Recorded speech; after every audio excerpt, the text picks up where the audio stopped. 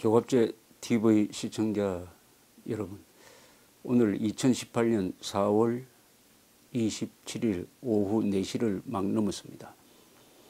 문재인 김정은 회담이 판문점에서 진행되고 있습니다.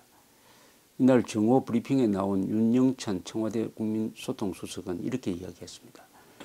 김정은 위원장이 환담장에서 문 대통령에게 말하기를 오면서 보니 실향민, 탈북자, 연평도 주민 등 언제 북한군 포격이 날아올까 걱정하는 분들도 오늘 우리 만남에 기대하고 있는 걸 보았다. 이 기회를 소중히 해서 남북 사이에 상처가 치유되는 계기가 됐으면 좋겠다라고 말을 했다고 합니다. 그러니까 기자들이 이걸 또 근거로 해가지고 김정은의 입에서 연평도 주민 등 북한군 포격 운운하는 말이 나온 것이 주목할 만하다. 김정은이 이토록 민감한 사안을 언급하며 상처를 치유하자고 한 것이다. 이것은 과거를 들고 가겠다는 자신의 통 큰 면모를 보여주기 위한 것으로 분석된다. 이렇게 이야기했습니다. 김정은이가 그런 말을 한 게 통 큰 거하고 도대체 무슨 관계가 있습니까? 독재자는 언론 자유가 있으니까 마음대로 짓거립니다. 그렇다고 해가지고 왜 그 말을 했느냐고 김정은한테 추궁할 사람이 북한에 있습니까? 북한에 야당이 있습니까? 북한 노동신문이 김정은의 발언을 비판하는 기사를 한국처럼 씁니까?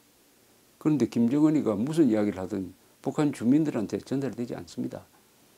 그것을 한국의 기자들이, 이성이 마비된 기자들이 거기에 초치를 해가지고 이렇게 김정은이가 이제 과거를 정리하고 통 크게 나온다. 이렇게 김정은이 선전해 줄 줄 알고 이런 말을 쏟아내는 겁니다. 또 이렇게 이야기했대요. 문 대통령이 백두산을 가고 싶다고 하자 김정은이가 문 대통령이 오시면 솔직히 걱정스러운 게 우리 교통이 불비해서 불편을 드릴 것 같다. 평창올림픽 갔다 온 분이 말하는데 평창 고속열차가 다 좋다고 하더라. 남측의 이런 환경에 있다가 북에 오면 참 민망스러울 수 있겠다라고 했습니다. 여기에 대해서 또 기자들은 북한 체제의 열악함을 스스로 인정하는 것은 금기시되어 있는데 김정은 체제 들어서 조금씩 깨지고 있다. 경제강국 건설을 지향하는 김정은은 산업시찰 등에서 부족함을 발견하면 즉각적인 개선을 주문해 왔다. 또 작년 조선중앙TV로 중계된 육성 신년사까지 들추어내가지고 언제나 늘 마음뿐이었고 능력이 따라서지 못하는 안타까움과 자책 속에서 한 해를 보냈다며 자신의 부족함을 인정하는 발언을 하기도 했다. 최근에 중국 관광객을 실은 버스가 뒤집어져 가지고 수십 명이 죽은 사건에 대해서는 속죄라는 표현을 했다. 아주 막 김정은이가 솔직한 사람이고 인간적인 사람이고 인민들을 위해서 밤잠 안 자는 사람이고 북한 체제가 남한에 비하면 엉망진창이라는 것을 인정하는 사람이라고 이렇게 또 미화를 하고 나섰습니다. 이게 또 얼마나 많은 순진한 한국 사람들을 속이게 되겠습니까? 이런 말을 한 게 김정은이 처음이 아닙니다. 김정일이가 있습니다. 김정일. 김정일이는 신상옥, 최은희 씨와의 대화, 솔직한 대화, 최은희 씨가 녹음해온 솔직한 대화를 들어보면은 그걸 1995년 월간조선 부록으로 냈습니다. 제가 편집장 할 때. 그걸 들어보면은 깜짝 놀랍니다. 또 반동분자처럼 이야기를 해요. 반동분자처럼. 뭐라고 이야기하느냐. 한국의 시나리오 작가들은 먹고 살기 위해서 열심히 하는데 북조선의 시나리오 작가들은 시나리오 하나 쓰라고 하면은 별장 빌려달라고 해가지고 별장에 처박혀가지고는 몇 달 가서 한 편밖에 안 쓴다. 이게 경쟁이 없으면 이렇게 된다. 이렇게 이야기를 합니다. 그러면서 신상옥 선생을 모시고 온 것도 바로 이런 북한 영화계를 개혁하기 위한 것입니다 라고 하면서 마치 북한 체제의 문제점을 자신이 폭로하는 것처럼 이야기합니다. 그거 들어보면 참 솔직한 것처럼 들리죠. 또 김정일이가 가끔 파티를 하면은 남한 노래를 잘 불렀다는 거 아닙니까? 유행가를 부르고. 그리고 텔레비를 보면서 그 탤런트 삼위자는 왜 요새 안 나옵니까? 이렇게 묻기도 했다는 겁니다. 그걸 보면 김정일이가 김정은도 그렇지만은 남한 사회를 동경하고 있구나 이렇게 착각합니다. 착각. 그래서 그 자리에 있었던 신상욱 씨한테 제가 물어봤습니다. 이게 남한 노래를 부르는 게 도대체 이게 무슨 뜻입니까? 하니까 신상욱 선생이 웃으면서 아니 마적단이 북한이라는 마을을 점령해가지고 분탕질하면서 마을에 각설이가 부르는 노래를 따라 부른다고 해서 각설이를 존중하는 겁니까?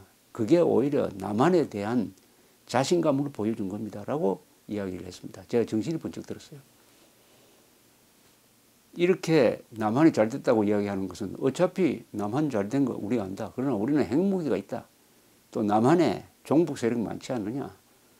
이 전략적 무기와 정치적 무기를 결합시키면은 그 잘 사는 대한민국 내가 먹어버리겠다. 오늘 만찬 구성도 그렇게 한 거 아니냐. 이런 속뜻이 있다고 봐야죠. 신상욱 씨가 또 이런 김정일의 에피소드를 저한테 이야기한 게 있습니다. 영화를 만들기 위해서 현장에 있는데 김정일이가 갑자기 찾아왔더랍니다. 그러니까 영화 배우나 그 출연자들이 갑자기 만세를 부르면서 김정일을 환영하니까 김정일이가 신상욱 씨 귀에 대고 말하기를 신 선생 저거 다 가짜요 라고 이야기를 하더랍니다. 황장엽 선생은 저한테 이런 이야기를 한 적이 있습니다. 어떤 자리에서 김일성이가 위민을 해야 된다. 그러니까 인민을 위하여야 된다. 인민을 위해서 당이 열심히 뛰어야 한다라고 이야기를 하니까 김정일이가 그 자리에서 황장엽 선생한테 중얼거리면서 아니 인민들은 겁을 내게 만들어야지 인민을 위한다는 게 이게 말이 됩니까? 라고 불평을 하더라고 합니다. 이게 김정일이고 이게 김정은입니다. 이 자들은 권력 유지가 목표입니다. 모든 관심사는 정권을 영구적으로 유지하는 것입니다. 그렇게 하려면 위협이 되는 대한민국을 없애야 합니다. 대한민국 먹어치워야 합니다. 대한민국이 있는 한 북한 정권은 불안해질 수밖에 없는 것입니다. 그렇게 하기 위해서 핵무기가 필요한 겁니다. 핵무기는 체제 유지용이 아닙니다. 핵무기는 북한 사람들 잘 먹고 배부르게 하기 위한 것이 아닙니다. 핵무기는 남한의 종북 좌익 세력과 핵무기를 연결시키는 대전략을 구성해가지고 주한미군 철수시키고 한미동맹 해체한 다음에 한국을 고립시킨 다음에 1대1의 대결에서 가능하면 총 한 방을 안 쏘고 대한민국에 용공정권이 들어서게 해가지고 낮은 단계 연방제라는 걸 통해서 그 용공정권이 제발로 북한 노동당 정권 밑으로 들어오는 이 전략을 구상하기 위해서 만든 것이 핵무기인 것입니다.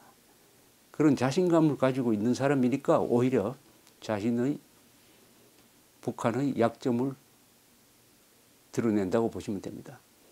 자신의 약점을 드러내는 사람이 강한 사람입니다.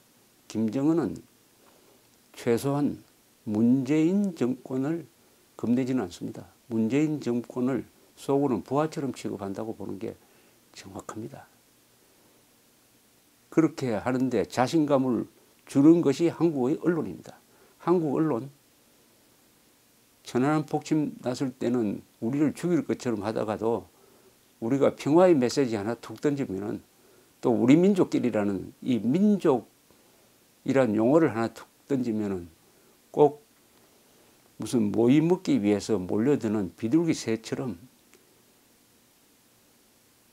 놀아난다. 우리의 선전선동에 놀아난다 해가지고 몇 마디 던진 겁니다. 그 몇 마디를 가지고 한국 언론은 몇 페이지의 미화 기사를 쓰고 있습니다. 시와 비, 뭐가 옳고 뭐가 그러다는 것을 가리지 못하는 언론이 있는 한 한국 사회는 방어가 어렵습니다. 방어가 어렵습니다. 아무리 잘 먹고 잘 살아도 정신이 망가지면은 재벌 아들도 자살할 수가 있습니다. 문재인 대통령은 이미 대한민국의 생일을 없애버리고 대한민국의 자랑스러운 역사를 짓밟고 해가지고 이 나라를 그림자 없는 나라로 만들었습니다. 여러분, 그림자가 없는 나라, 그림자가 없는 존재는 유령입니다. 유령입니다. 한반도에서 대한민국은 유령이 되어버리고 그럼 남은 것은 조선민주주의 인민공화국, 자칭 조선민주주의 인민공화국밖에 없는 것입니다. 대한민국을 유령으로 만든 문재인 대통령이 김정은과 마주하면은 어떻게 될까요? 약한 자리에 앉게 되죠. 문재인 대통령을 강하게 만드는 것은 대한민국 국군, 대한민국의 경제력, 그리고 무엇보다도 한미동맹인 것입니다. 한미동맹을 약화시키고 국군을 약화시키고 더구나 오늘은 의장대까지 데리고 와가지고 김정은한테 전쟁 범죄자한테 경례하도록 만드는 이런 모욕을 가하고 그렇게 되면은 문재인 대통령이 서 있는 기반을 스스로 무너뜨리는 것입니다. 무너뜨리는 것입니다. 거기에 일조를 하고 있는 게 영혼 없는 기자인 것입니다. 이런 영혼 없는 기자가 지금은 문재인 대통령의 도우미 역할을 해주고 있지만 모릅니다. 또 권력이 약해지면은 이 도우미가 하이에나로 바뀔지도 모릅니다. 감사합니다.